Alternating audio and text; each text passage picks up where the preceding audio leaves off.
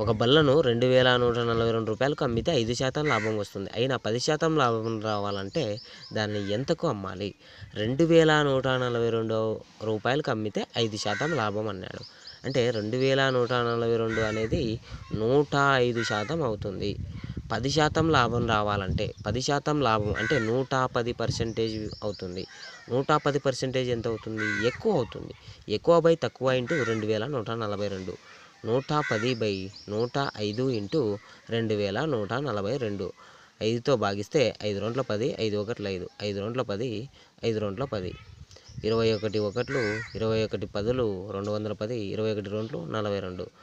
102 into 22 భాగిస్తే 2 రోంట్లు 4, 2 0 0, 2 ఒకట్ల 2, 2 రోంట్లు 4, 2 0 0, 2 ఒకట్ల 2 కూడితే 4, 4, 2, 2 అంటే 2200